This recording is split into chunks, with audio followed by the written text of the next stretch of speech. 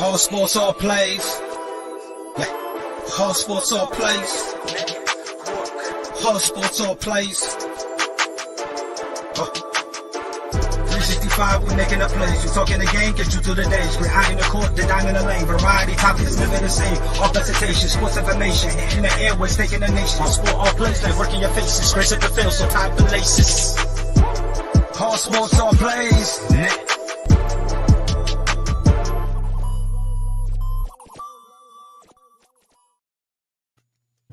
Welcome to the College Breakdown, the March Madness edition. I have DJ. How you doing, man? Hey, I'm doing good. How's it going? And I got Chris down at the bottom here joining us today. This is the March Madness. How you doing today, Chris? I'm doing good. So you went to the Big Ten championship game last night? Yeah. Yesterday?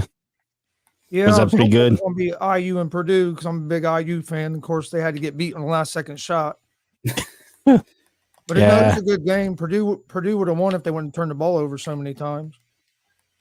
Yeah, my Tar Heels lost to Virginia Tech, and then Virginia Tech turned around and beat Duke. So, that's how my tournament went. That was my first time ever going to a Big Ten tournament game. And, man, that building was rocking. It was loud in there. It was a good experience. Yeah. I'm going to be honest with you. I don't even think Louisville made it to the ACC tournament this year. And if they did, they didn't go far. So, both of y'all doing better than mine. Both of y'all's team are doing better than mine. So it's the first time IU's made the tournament in 5 or 6 years. Yeah. Yeah.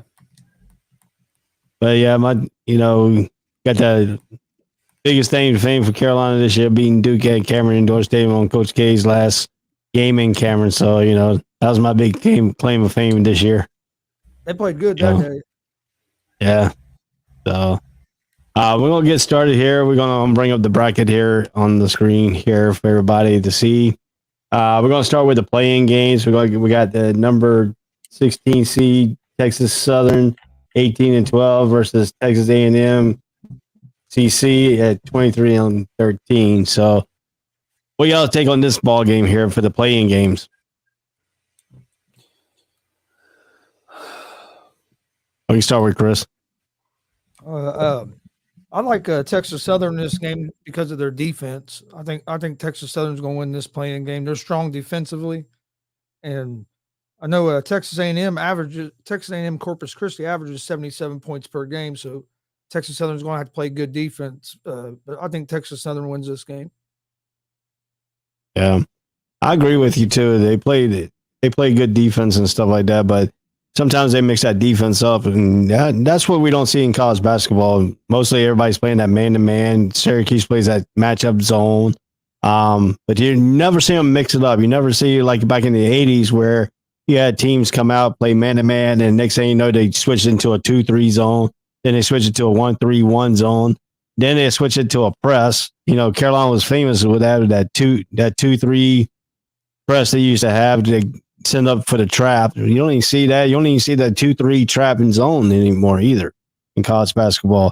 Everybody's trying to copy the NBA now, and you got your point forwards and stuff like that. So, Texas Southern is like a true college basketball team bouncing around with their defense. So, DJ, what's your take on that game?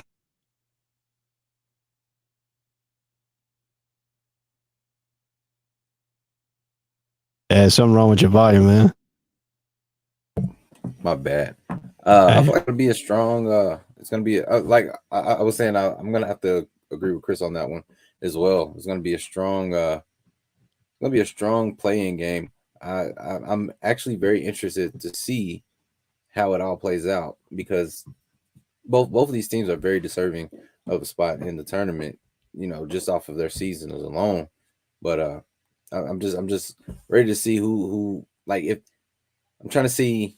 I'm ready to see if the whole Cinderella season thing happens, because when it comes to these tournaments, like it's you're at the end of the season. You got all of the emotion of how the rest of the season's going on, and you really just want to drive to be the best.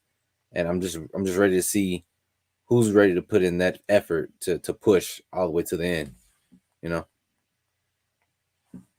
Yeah, that and you're talking about Cinderellas and stuff like that, but these playing games, man, these 68 teams, these playing games are tremendously because you get these guys, they get to warm up before the actual tournament starts at 4, so they already got one game under their belt. They got the pressure really off them. But then again, they got a disadvantage because they come in and play. They already played one game, so their legs could get tired if they don't play too many games and stuff like that. So there's a lot of nuance in these playing games, and you don't want to be the teams that be in there. And we're talking about the number 12 seeds here with Wyoming at 25-8 and Indiana at 20-13 and Dayton. So what's your take, Chris? I mean, I know you said you're an Indiana fan, so what's your take on this playing game for Indiana? I think Indiana's going to win this game. Both these teams average allowing 66 points per game, but both of them played pretty decent defense. But I think IU's played the tougher schedule, being in the Big Ten and playing the Iowas and Michigan States and teams like that. And IU's actually hot right now. We're actually playing our best ball at the end of the season. So I think that's going to carry over into this game tomorrow night against Wyoming. Yeah, I mean, I agree with you there to the thing because Wyoming, they play in that WAC, whatever that conference is, that little small conference and stuff like that. They don't get to play some of the big teams unless they play an overall. But usually those at the beginning of the year, back in like November, December time frame. So then they got to go through their schedule, their conference schedule. So, you could lose the toughness out of that when you got to play these weak teams. And Indiana had to go up against a whole Big Ten team. I mean, you got 9 teams into the field of play. Yeah. So, I mean, this is going to be critical for the Big Ten. This is the first look at the Big Ten, see if the Big Ten can move on out of this playing game and get into that first round in the east side of the place. So, I mean, your take, DJ, on this Indiana and Wyoming game, who you think is going to move on out of this game? I mean, I'm taking a second look back at Indiana's schedule. You got on the win side, you got a win against Minnesota, win against Maryland. You got let's see, Illinois, Michigan. Like these are some strong NCAA teams that they're out here getting these wins against. And this is not an easy season they had. It's not an easy season at all. And the fact that they've shown that they've had this caliber of competitiveness out their entire season, like I'm gonna have to err on the side of caution and go with Indiana on this one.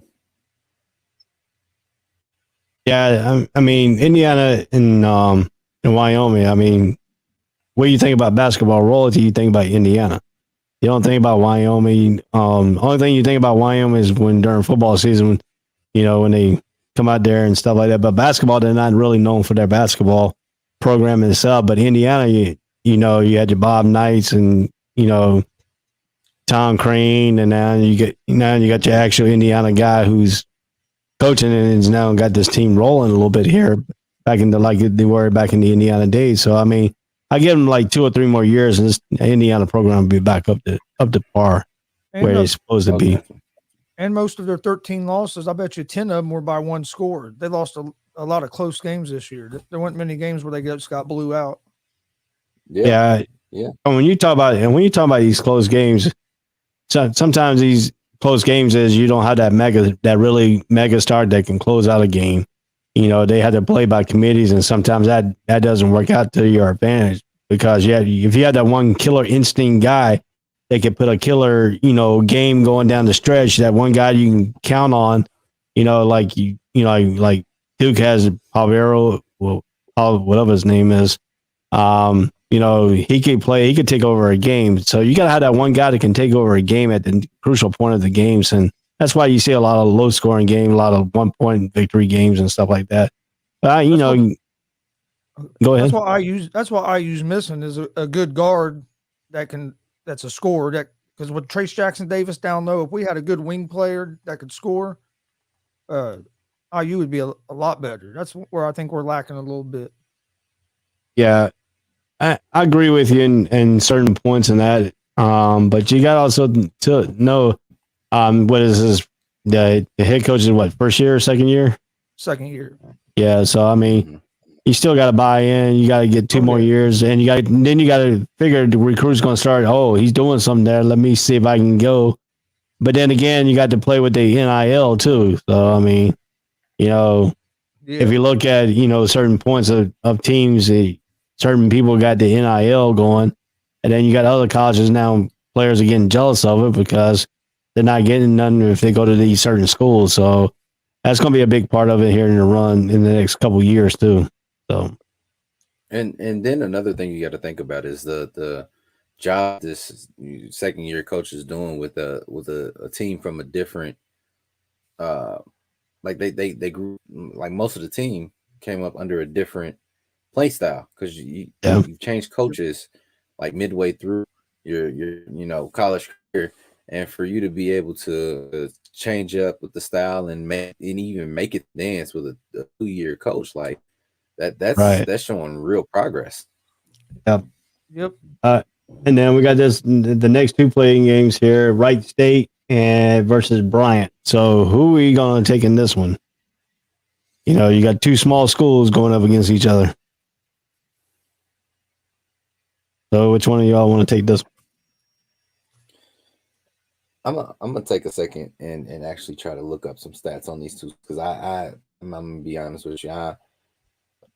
Until now, I've never even heard of Wright State or Bryant, but they've made a name for they made a name for themselves enough to make it to the dance. So, in my eyes, in my opinion, they deserve the recognition that they've garnered over this season. So, I'm gonna before I speak on them, I'm gonna do a research real quick. All right, so you want to go ahead, Chris? Yeah.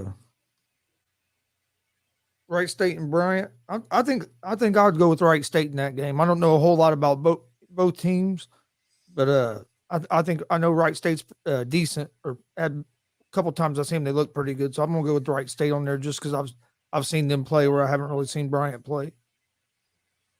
Yeah, a little bit about Bryant. Bryant are the Bulldogs. They keep on shooting. They have won 16 of their last 17 games, including surprisingly easy run from the most part of the Northeast Conference title because they shoot threes in bulks. So they're a 3-point shooting team. So we know what the old saying is: you live by the three, you die by the three. So if they ain't got the 3 points game going here, Wright State could take it either. And Wright State has got a balanced attack. They're a little bit of balance more. Wright State needs the offensive rebound to win. That's going to be a key there. If Bryant can keep them off the offensive board, they give Bryant a chance. But if Bryant knocks down threes, you got what you making threes while the other team making twos, you're going to lose. So that's a little bit. That's there. Bryant hasn't won. Bryant has won hit 15 threes, but it take a ton of them.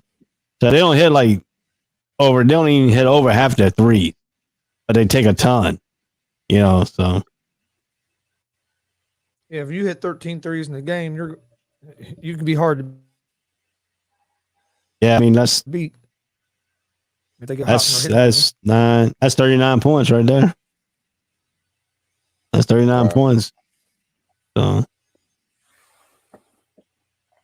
But yeah, that's a little bit of something about Brian right there. Go ahead, DJ. I'm a just off of the small bit that I just learned about the two different schools. I'm gonna have to go with Brian as well. Like like I said, the biggest thing that I've been seeing a lot is about their shooting average. Like all I'm gonna say is if I get to the final buzzer and I have to rely on a 3 versus a 2 to win the game or tie the game. Yeah. I have all confidence that Bryant will be able to go out there and hit that 3.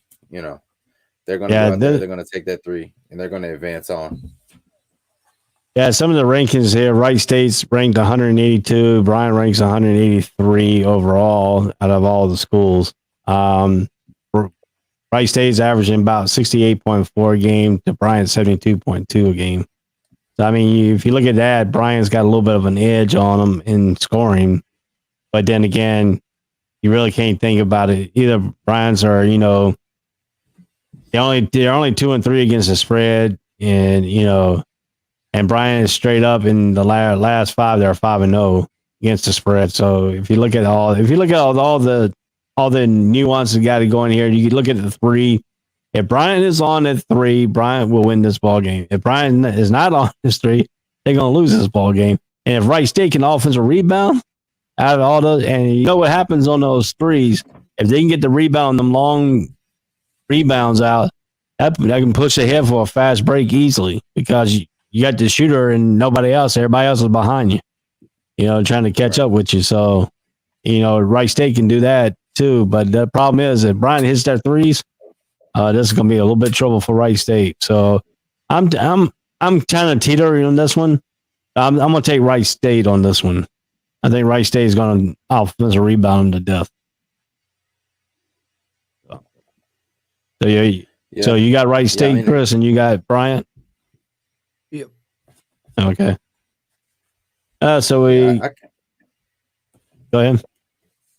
No, I was gonna say I can see where you're going with that because as sweet as they may be from the 3, like if that D's not there, if they can't, they can shoot all the 3s they want, but if they can't make those stops, they can't crash those boards.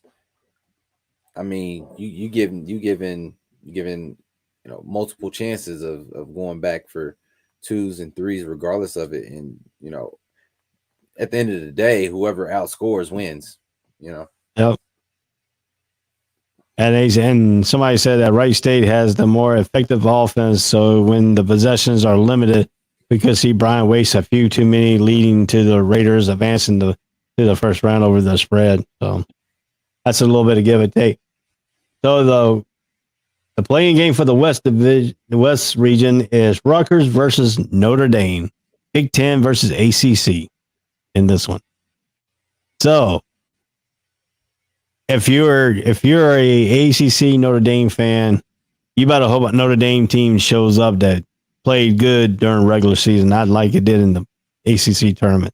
The team shows up that played in the ACC tournament, Rutgers is going to have a field day with them because the Big Ten, I mean, from up and down, from top to bottom, that Big Ten it's a brutal league, and Rutgers stood right toe to toe with some of the big guys in there.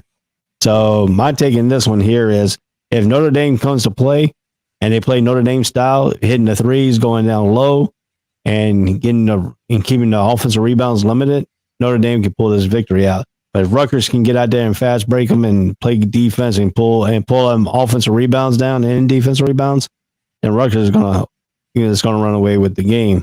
So, Chris, I know you're a Big Ten guy. I know you know a little bit more about Rutgers. I'm an ACC guy. Notre Dame can shoot the 3. They can play down low, but then when they're cold, they're cold. And when they're cold and they get behind by 10 or 15 points, they tend to give up. So what does Rutgers need to do to make Notre Dame play the poor Notre Dame way? They're going to have to play good defense, especially against the 3. And that's something Rutgers does pretty well. And Rutgers just play a lot tougher schedule than Notre Dame. If you look just at Quad 1 wins, Rutgers record against Quad 1 teams is 6-6. And Notre Dame's record is 2-8 against Quad 1 teams. So they played with some of these tough teams and had some success. And again, coming out of that Big Ten conference where you beat up on each other, and they lost a close game in the Big Ten tournament. It wasn't like they got blew out. With Geo Baker and Ron Harper Jr., I think Rutgers is going to have enough offense to beat Notre Dame. Yeah, DJ, what do you think about Notre Dame chances against Rutgers? Yeah, well, you know, knowing me being, U of L, Big East, now ACC, I remember these teams back when they were Big East. And to me, that if it wasn't if it wasn't Louisville dominating, it was Notre Dame, and if it wasn't Notre Dame or Louisville, it was Rutgers. Like these were the big three teams. So when they split up and went their separate ways, and landed where they landed, that competitiveness throughout the school's history did not diminish. Just because they're not in the same, not in the same conference anymore, they're that competitiveness, that strive, that drive to be the best is not gone, So like you said, if Notre Dame comes out and they are the Notre Dame that they can be, the Notre Dame that the NCAA knows them to be, they're coming away with the win. If not, if they come in any type of lackadaisicalness, any type of, oh, we got this, any type of cockiness, any type of, this is a rollover, warm-up game, practice, they're not winning the game. They overestimate. I mean, they underestimate Rutgers too much, and Rutgers will walk away with the win. No doubt about it. Yeah, if you look at some of the stuff here, we know Mike Brey is a disciple from Coach K's coaching tree. That's one thing about Notre Dame. McCaver is a veteran coach. Brey is the McCaver of a veteran coach. Gives him a few vets and some determined reserves. He'll make his way to the NCAA tournament. But he was picked to finish 8th in the ACC preseason poll. Brey's squad ended up in a tie for second place with North Carolina. Yes, the ACC was down this season, but the Fighting Irish were second in defense efficiency in the league. Play connected only nearly 40% of their threes attempts against ACC opponents. The biggest thing here is Dane winning is 13.9 points per game, 44.8% from the behind the arc is one of the 4 players are averaging double figures. This is the ACC number 3 team entering the NCAA tournament. Maybe that doesn't mean what it once did, but Notre Dame has been steady in the final stretch of the season, and those boys can shoot. So if you look at Ron Harper Jr., who's averaging 15.6 points per game, 39% from the 3, and company leads the program to second consecutive NCAA appearance, a feat that didn't seem certain after the team finished 2-3 in the final 5 regular season games. Lost to DePaul, Lafayette, UMass, Minnesota Northwestern, drove the team's net up to the 70s leading up to the selection Sunday, but Rutgers, which also beat Purdue, Iowa, toppled the top teams in the Big Ten, that versions of the squad can advance in the NCAA tournament. So that's a few talking points that I had of Rutgers and Notre Dame. So this is going to be one of these toss-up games. I'm an ACC guy. I hope Notre Dame wins. But then again, if Rutgers come out to play the way Rutgers does, and they've been battle-tested throughout the season in the Big Ten.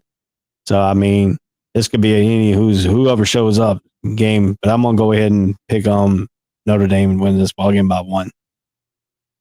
So who you got? You got Rutgers, Chris? Yeah, I'm gonna go with Rutgers. How about you, DJ?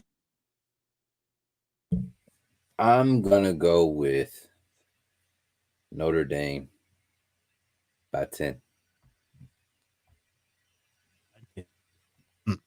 Okay. So yeah. We're gonna go ahead and we're gonna go out. So I wanted to let's do the overall of this bracket before we break each one down here. The West and out of all these brackets, which region is the hardest region in your thought? Toughest region, I think the Midwest, because you have number 1 seed Kansas. You also have Iowa and Auburn all in that same region. I think that's the Midwest. Kansas. I think Kansas as the number 1 seed has the toughest road out of all the other number 1 seeds. How about you, DJ?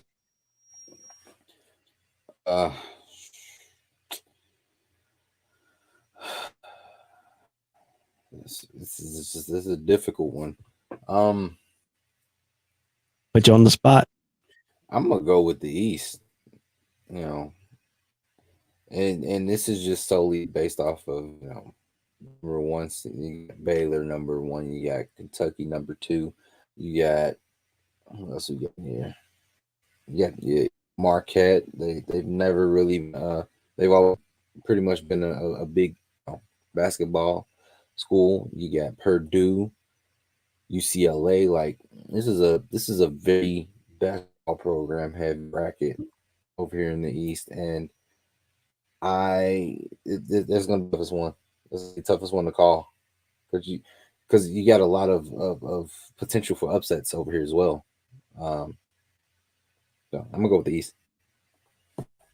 I'm going with the West because the West has got Gonzaga. You got Memphis. You got UConn. You got Arkansas. You got Alabama. You got Michigan State. You got Davidson. You got Duke University all in one bracket. And the potential, if Michigan State can beat Davidson and Duke can take care of Cal State Fullerton, that's the next second round matchup right there. Big Ten ACC, two powerhouses basketball royalty conference going at each other in that bracket. But also in my mind, since I'm a North Carolina boy, I'm from Henderson, North Carolina. I think Davidson and Duke will be a good matchup too. Because Davidson always tried to get Duke on their schedule, and Duke voids it out. There's no way they can escape this one if Davidson can win that matchup against Michigan State. So, I mean, you got possibly a upset galore in the West. I mean, what kind of pressure? I'm going to ask you these questions. What kind of pressure does Duke got on them? Because they lost their last home game with Coach K. They lost his last chance to win the ACC title, to add to his resume of ACC titles. He lost that. He's 0-2 in his last games and that he will not play in the games no more. Is the pressure on Duke to try to win the NCAA for Coach K's last appearance? If that pressure is on them, they're not doing too very well. So what's your take on that, DJ? So you got players who rise to the occasion and players who crumble under pressure. Right now, we're seeing a Duke team that's crumbling under the pressure right now. Do we see a different Duke team when they come out into the NCAA tournament? Who knows? Coach K is a very historic figure a legendary figure when it comes to NCAA basketball. Like his resume alone speaks for itself. For his last team to not give him the championship title that he so deserves for his last season, that's going to be that is a very heavy burden to bear, and it's going to be talked about for years if it doesn't happen. So that pressure is most certainly on them. Now we just got to see if they're going to rise to the occasion or crumble under it. I feel like they had a couple hiccups in the last couple games that they had. They had a couple misfires, but once this tournament starts, I can see them rising to the occasion. I can see them shaking those cobwebs off. I can see them actually giving Coach K the send-off that he deserves in his final season with the Duke Blue Devils. Yeah. How about you, Chris? What's your take on Coach K and the pressure that his team is going to be under? They'll be under a lot of pressure, especially in like the North Carolina, Duke area. I don't think as much pressure from really the nation because the way they've been playing. I don't think there's a lot of people that are expecting to go real far. But I think internally, they're facing a lot of pressure because, I mean, you don't want to be the team that didn't win anything in Coach K's last year. Like you said, they didn't win the conference tournament, lost to their rival North Carolina in that game. And it seems like at the end of big games, they've just been making some silly turnovers and just some stupid little mistakes that cause you to lose games. Yeah, I mean, they're playing that first round. They're playing in Greenville, South Carolina. I think they're playing in Greenville, South Carolina. Last time Duke was in Greenville, South Carolina, in the NCAA tournament, University of South Carolina was down there and they beat them. That's something that Coach K. And going back to when Coach K started at Duke University, I was 8 years old when he started in 1980. And I'm about to be 50 here in June. So I have watched all 42 years of Coach K. Yeah. Basketball at Duke. Definitely. So I mean, I've seen enough. I seen him go up against Dean Smith. He wasn't too very successful. He was 34 and 16 against Dean Smith in his career. He was a little bit more accessible with everybody else. He was 1-1 with Hubert Davis. So I mean, unless something happens and Carolina Duke meets in the finals, Hubert Davis said he went 500 against Coach K. So I mean, that's something Hubert Davis could brag about, to recruits on and later on. So I mean, if you look at this right here. So let's start off the top. We got Gonzaga against Georgia State. Is that going to be an easy win for Gonzaga? Almost definitely. I think so. I think, yeah, that's without a doubt. And then the next of the tournament. Yeah, I think Gonzaga can handle Georgia State. Boise State and Memphis. That's going to be a little bit of an interesting game. Memphis is starting to play a little bit better as it rolling into the tournament here. What does Penny Hardaway have to do? I mean, he's got a Hall of Famer on his bench in Larry Brown, former Tar Heel, former Detroit Pistons. He's got a lot of veteran coaches on there. What do you see Penny Hardaway's team doing? I mean, they had a big expectation when the season started, and they finished with a 21-10 record.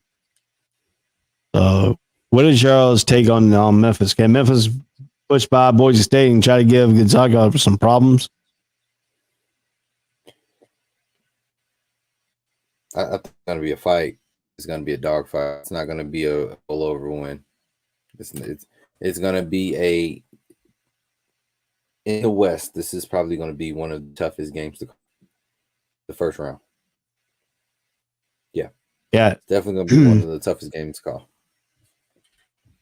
What do you think about that, Chris? You think this is going to be? You think Memphis is going to win easily, or this is going to be a bulldog fight between Boise State? I think it's going to be a real close game. But one thing I do like about Memphis, they are playing good at the right time. They had a lot of injuries early in the year, and then they finished with a 13-5 record in conference play and a 21-10 record overall. But they've been playing a lot better here as of late, and I think they carry that momentum. But Boise State has momentum as well. They've won 2 in a row, and they were able to defeat San Diego State by a point in that Mountain West Conference tournament. So they're coming in on some momentum as well. But I think Penny Hardaway's team is going to pull it out. But I think it's going to be a real close game. Yeah, I think it's going to be a more of a dogfight than people think about Memphis. Some interesting tidbit here. Penny Hardaway went after the media members for what he called a stupid question during a 4-8 stretch. He later apologized. It's something that went on in the season after Hardaway's ran. The Tigers had won 10 of their last 11 games in the regular season.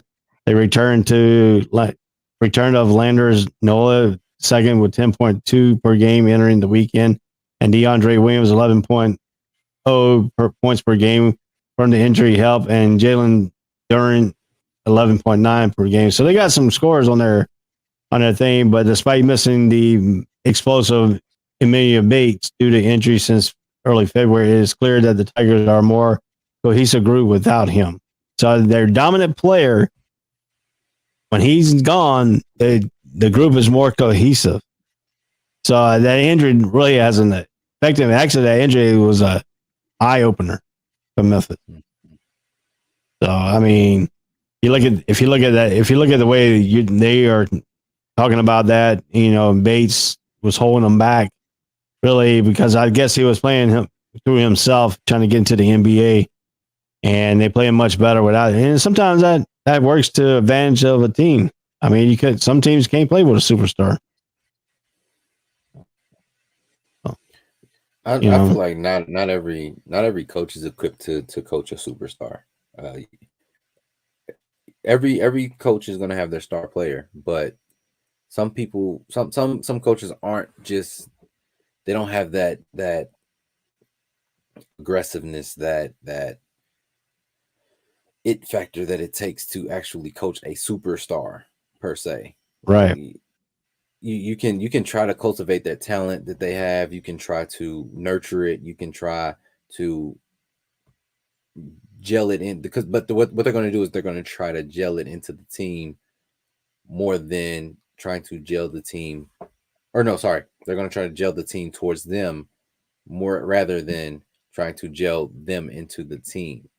And a good coach will know how to do the opposite. They will know how to gel them into the team in order to make the team better, which will ultimately make that superstar shine.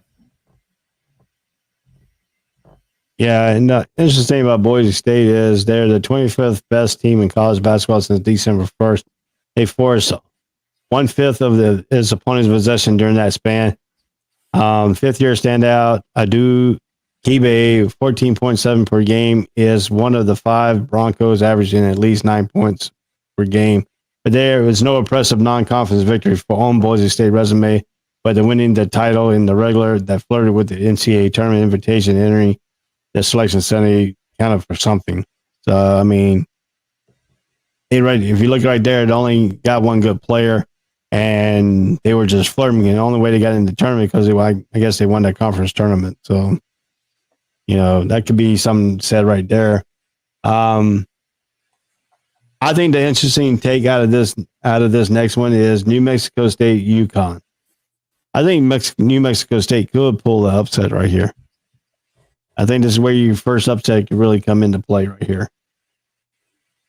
So, what are your thoughts about that? Mexico State and New Mexico State and UConn game. I'm going to agree with that. New Mexico State is just like you said with the Boise State Memphis game. They're playing good ball at the right time. They are, they're it's all in timing when it comes to basketball in sport, really. Like when it comes to tournament time, yeah, the regular season is important because it gets you the ticket to the game. It gets you a ticket to the dance. But what you truly do in the dance is what matters. That's where all your Cinderella stories come from. That's where all the upsets happen. That's where, in my opinion, team ranking does not matter in that point. It's who wants it more, who wants that bragging right, who wants to say, who at the end of the day wants to hold up that trophy and cut down that net at the end of the day. Right. So what you thought on Teddy Allen, who made previous starts at West Virginia and Nebraska, averaging 19.3 points per game, earning the WAC Player of the Year honors. So this guy's traveled through some big time conference in West Virginia and Nebraska. So they've been played big basketball. Then went to New Mexico State. And now look what he has done, 19.3 per game. So do you think Teddy Allen gives them an edge because he's played in big games before? Chris? Yeah, I think that could give them an edge. I agree with you guys. I think this could be a spot where we get an upset. But these teams are real similar statistically. They both average in the 70s in points. They both have real good defenses as well. But I think Allen having that experience playing in the big games could be the difference in a close game. Yeah. And a thing about a New Mexico State, having that there with that experience, he can help motivate through the big situations. He can help with that leader mentality that he's gained from the experience of being on the big stage, can help out with his teammates, can help out with the coach, and not having to stressing the importance of the difference between all of the I'm not going to say smaller games because there are no smaller games, the importance of the different stages that they're playing on. I know just for me personally, hearing something from a coach would be different than hearing something coming from a teammate, someone who's actually been there, done that. Yeah, I know my coach has been there, done that. I know my coach has these stats. I know my coach has this record. My coach is my coach. He wouldn't have the job if he didn't. But having a peer, having someone who I look, not only look up to, but also look, we're the same. Having that experience is very helpful in my mentality of, hey, maybe I should listen. Maybe I should give him a try, because yeah, we're the same, but he's been here, so he knows how to act. He knows how to be cordial when it comes to getting here. He doesn't get easily starstruck because Right. he finally made it to the dance. Right. So let's move on here. Arkansas and Vermont. We know the Arkansas team is aggressive defensively. They had some major good wins, and they did some amazing stuff this season. Does Arkansas have the team that can make it to the Sweet 16?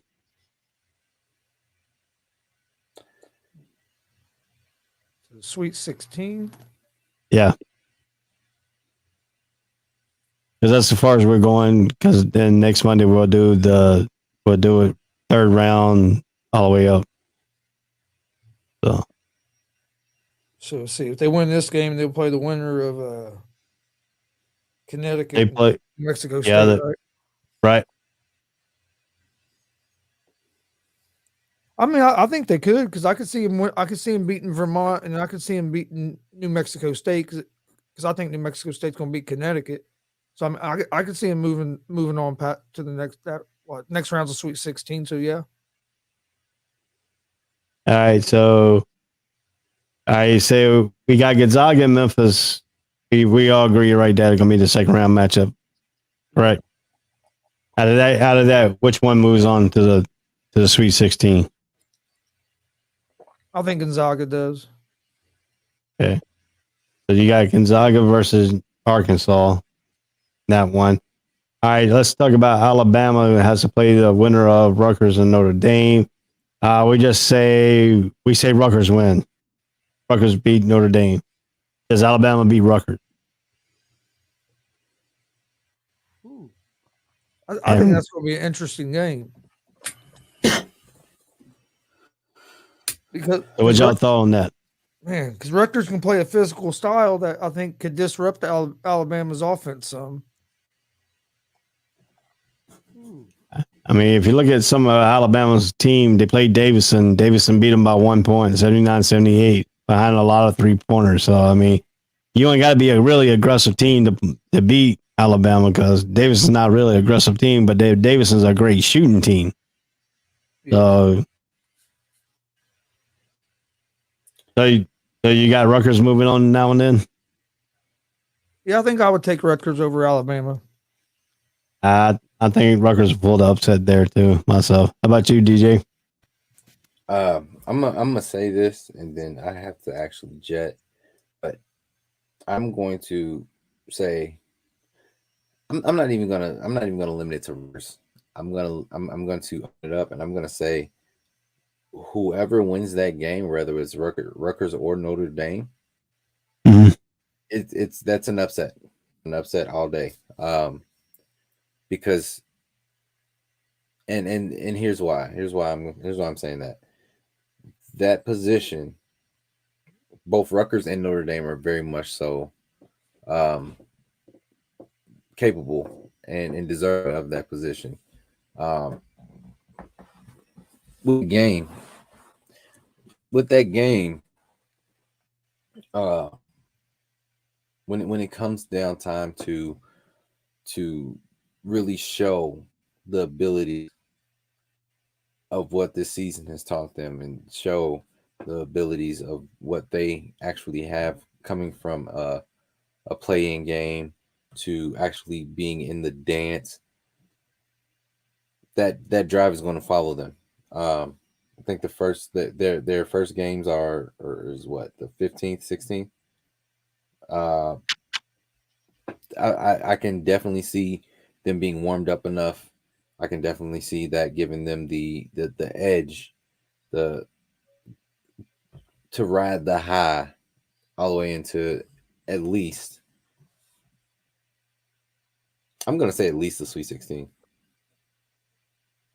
I'm definitely seeing them ride that into the Sweet 16. That's interesting. So you have that. So you have Texas Tech beating Montana State. Y'all see that?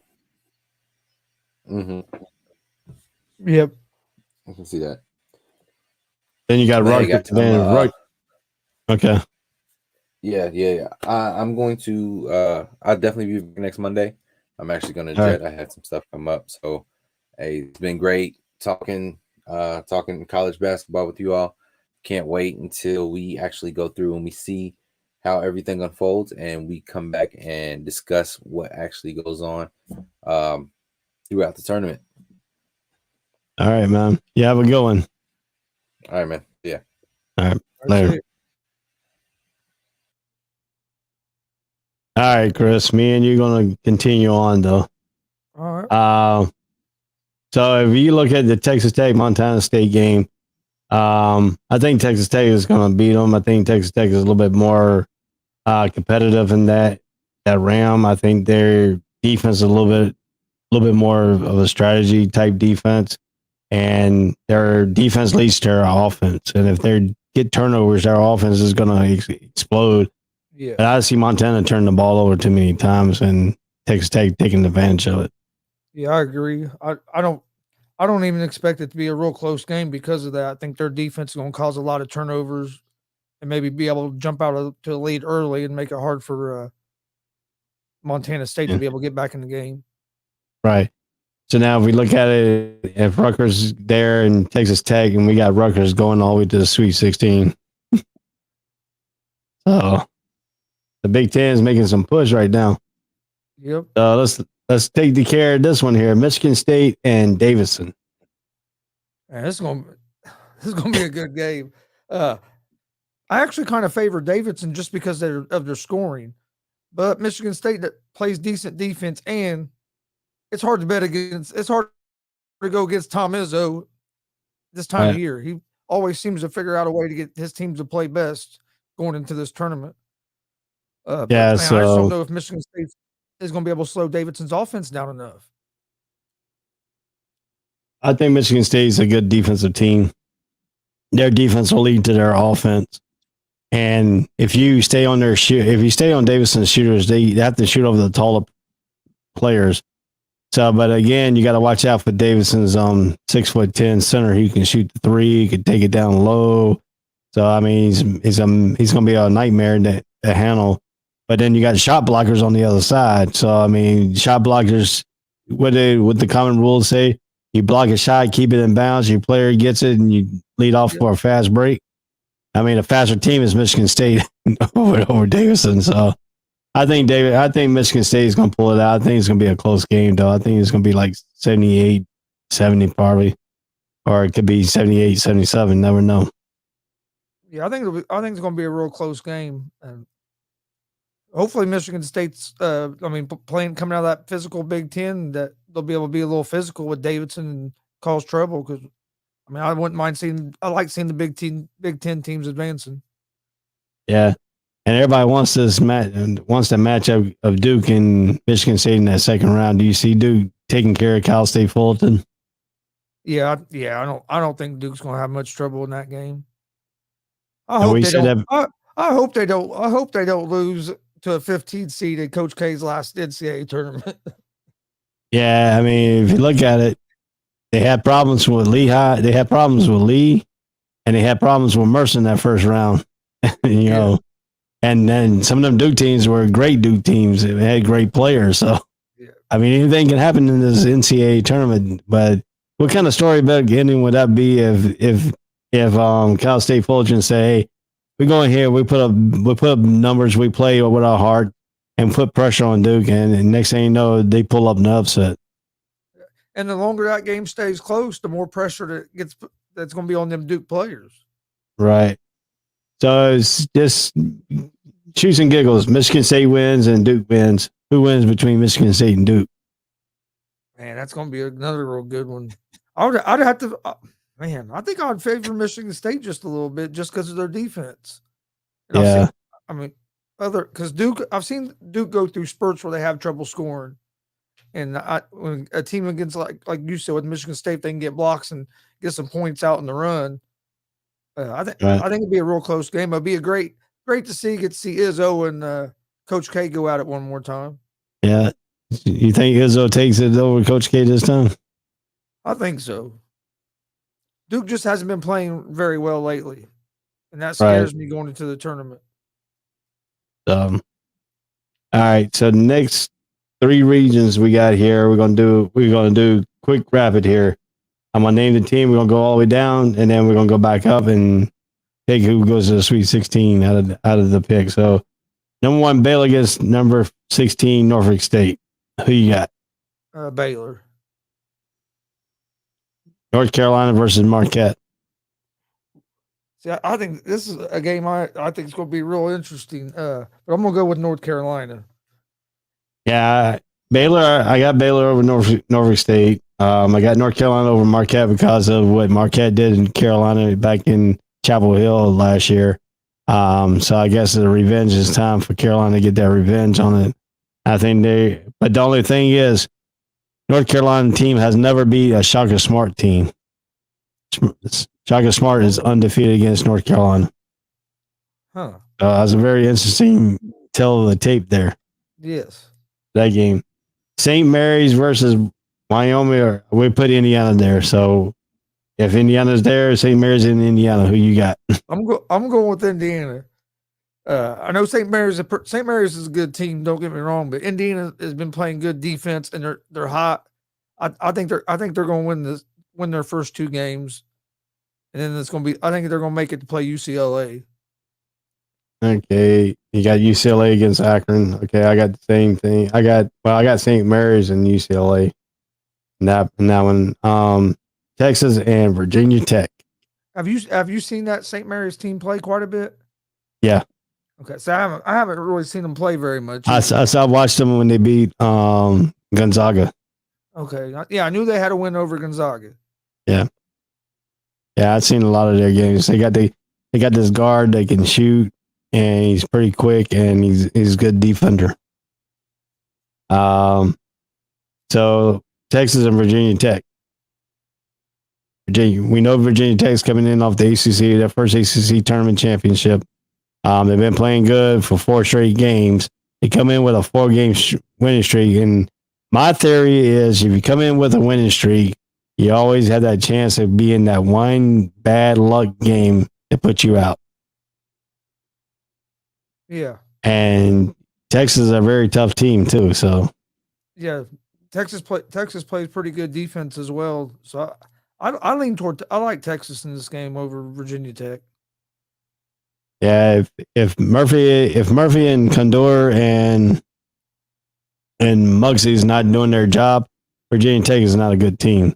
I mean, North Carolina beat them 2 out of 3 times. They lost to them in the ACC tournament, but they beat them both in the regular season in Castle at Virginia Tech and in Chapel Hill. So, but their 3-point shooters came out and played good, and our shooters didn't even show up. So in the ACC tournament game, I got Texas over Virginia Tech myself. Purdue versus Yale.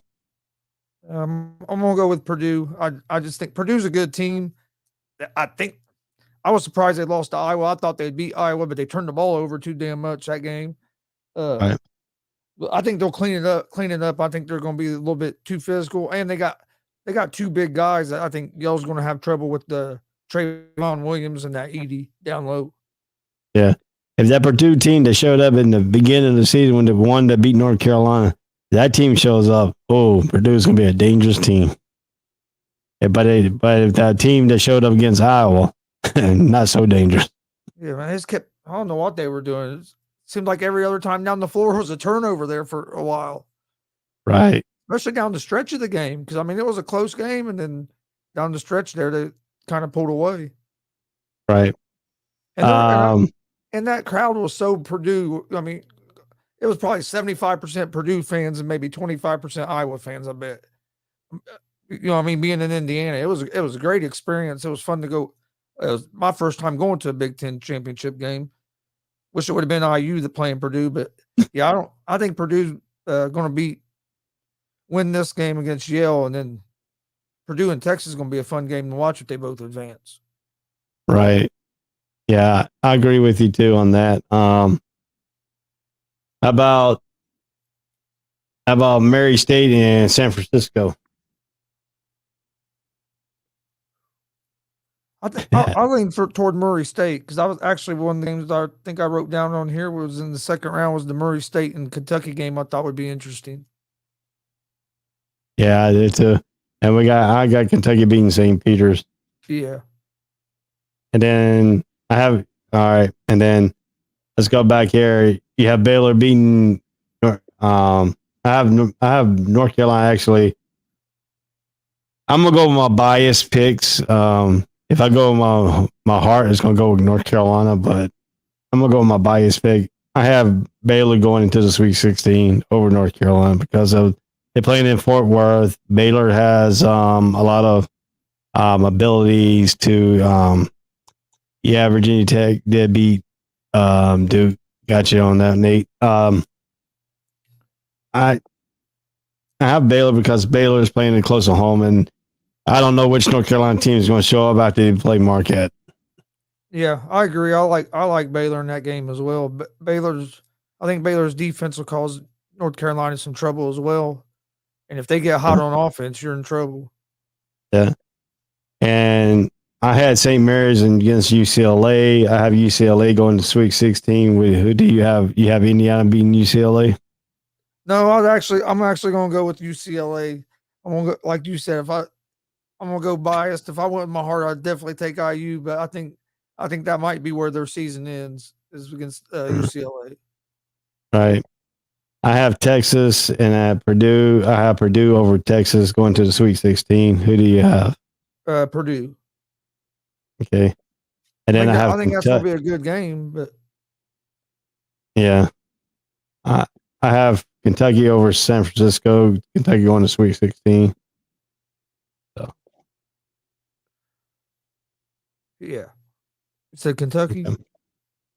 Yeah. I went the wrong way on the bracket. Yeah, I like Kentucky over Murray State in that game. Yeah. All right, so we're moving on to the South, and what we're going to do on this bracket here. We're going to pick Arizona. We're going to do Arizona. If they make it to the second round, then we're going to do Stanton and pick it all the way to the Sweet 16 like we did last time. Arizona over. I have Wright State coming out. I have Arizona advancing over against Wright State. I have Seton Hall beating TCU. So I have Arizona in Seton Hall. I have Arizona advancing to the Sweet 16. I agree. I have Arizona advancing to the Sweet 16 as well. Okay.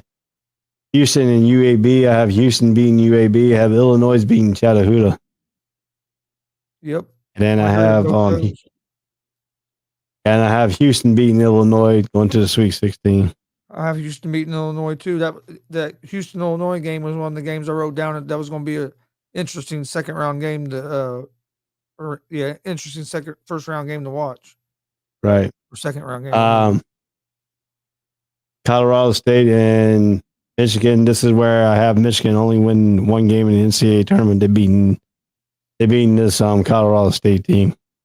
Yeah, I think Michigan wins this game. I was surprised Michigan was in the tournament. I didn't think they were going to make it. Yeah. After losing to Indiana in the Big Ten tournament, but right. I think they're better. I just think they're a better team than Colorado State. Yeah, I have Tennessee and Longwood. I have Tennessee going. I have Tennessee going to the Sweet 16 over Michigan. Yeah, I agree with that. I agree with you. I think Michigan wins one game. Loyola Chicago versus Ohio State, and Sister Jean will be there. And we know the run that Sister Jean put their team on last year. I think that run could continue in this round. I think they beat Ohio State. I'm gonna go with Ohio State in this game, but then I'll have Ohio State losing next round against Villanova. Yeah, I have Villanova beating Delaware, and I have Sister Jean beating Villanova. So I have Loyola Chicago going to the Sweet 16. So we'll see if that withstand next Monday. Hey, you never know. They've went on a couple runs in these NCAA tournaments. Yeah. We have Kansas versus Texas Southern. I have Kansas beating Texas Southern. San Diego State versus Creighton. I have Creighton beating San Diego State. Yeah, I have Kansas winning. Yeah. I have Kansas going to Sweet 16. Iowa beating Richmond. Providence beating South Dakota State. I have Iowa going to the Sweet 16. Yeah, I agree with that. I have Iowa over Providence. And what was the other game? Iowa over Richmond and Providence over South Dakota. Yeah, I like both. I like that. Iowa, same thing as you, but then I like Iowa advancing over Providence.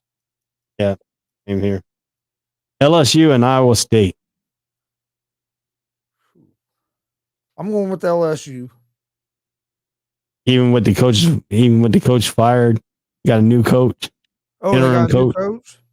Yeah, they fired the basketball coach. They got an interim coach. Why did they fire their coach if they were a 6th seed?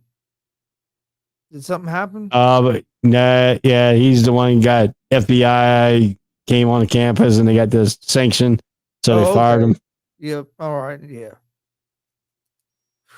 I think LSU will be. Yeah, I think LSU will be. I think it's going to be. I do think it's going to be. That could be interesting having a new coach. Yeah, I think LSU wins, and I think Wisconsin beats Colgate. I think Wisconsin beats LSU to go to Sweet 16. Yeah, I agree with that. These last two games in this brackets here are very interesting. USC and Miami. You know, Miami doesn't have a big. Really, I don't have a big guy. The big guy that you have play center, he can go out and shoot threes. He can run the floor. They got 4 guards, and they got a good shooting guard in Wong. So I think USC is going to be in for a treat. I think Miami is going to take it, and I think Auburn will take over Jacksonville State. And I have Miami beating Auburn going to the Sweet 16. I think Miami beats USC. I think that I agree with you. I think the quickness in their offense is going to cause USC some trouble. But I have Auburn winning, and I have Auburn beating Miami, making the Sweet 16. So, I mean, we went through the brackets. We got our picks here. What the show is going to be about here, we're going to start every Monday at about 10:30, going for about an hour. We're going to recap everything that goes on from the first round, from the first, second round, and then we're going to let's reset our brackets, and we'll pick all the way up to the next 2 rounds, and then we'll lead up into that Final Four area of things, and then we'll pick our championship. Well, we won't go ahead. Me and you going to go ahead and pick our champions right now. So, who you think is going to win it all? I'm going to go with you on the spot. I'm going with Arizona. You going to go with Arizona? Yeah, even though Arizona had the best player. Yeah, but they're just so man. They're big. They're athletic. I think they're going to surprise people even without their having their best player. You know, me, I like the little Cinderella story. I like the little nuance, and I think this could be the year Gonzaga wins their first national championship. They've been so close. Yeah, I wouldn't be mad. I wouldn't be mad if Gonzaga won it. It'd be nice, like you said. They've been so close. It'd be nice for them to see them finally get one. Because I think that Mark Few's a heck of a coach. Yeah, it'd be nice to see him get one because this run isn't going to last too much longer. I mean, they're going to have to go through some kind of rebuilding. Unless you recruit, you would think that Few seems to be a pretty good recruiter. Yeah. Well, but we don't know about the NILs they got going on up there. I mean, you got freaking John Stockton, former alumni, who probably backing some money in some kind of NIL on that little front. That's going to change. That's going to change a lot of things, I think. Yeah. Me, I'm an ACC guy. I'm a Carolina fan. And, the blood hates against Duke. I live 35 minutes from Duke. I live 45 minutes from Chapel Hill. I live 35 minutes from North Carolina State. I used to live 10 minutes away from Wake Forest, but Wake Forest moved to Winston-Salem, so now I'm an hour away from them. But, to me, anybody can win this tournament. I don't care. As long as it ain't Duke. That's the way I look at it. As long as it's not Duke and Coach K. Yeah. I would never live it down if Duke wins the national title. That's the same way. That would be the same way if Purdue was to get there and win it. I would never live that down with all my buddies that are Purdue fans and me being a big IU fan. Yeah. So Sister Jean here for Loyola Chicago is 102 years old. And since she was a good luck charm last year, they bringing her back this year. This is what the third year that she's came. Yeah. So you said the Midwest is the hardest bracket. I said the West, and DJ said the East. So everybody agrees the South is a pretty easy run. Yeah. Out of the whole mess. So, like I said, there's some key interesting moments in this thing. There's some key games like Marquette, North Carolina. You probably want to keep an eye on that game. You probably want to keep the eye on the Michigan State and Davidson game. Yep. Now, everybody's going to keep an eye on the Duke and Cal State Fullerton game because we know all us North Carolina fans were hoping Cal State Fullerton wins that game. So it would be never nice. It would be Coach K in his thing going out in the first round and then get into the press conference and interrupt his players again, and then go out and interrupt his athletic director, interrupt the whole plan for his farewell speech and tell him that he lost the game and whatever against North Carolina. So, yeah. It was unacceptable. Yeah. I'm going to have to get that. One of the North Carolina fans made a T-shirt. Says it has his final score. The Cameron Indoor said on the back of it has Dean Smith beating Duke in his retirement game. Coach Williams beating Duke in his last game before he retired. Coach K couldn't do it.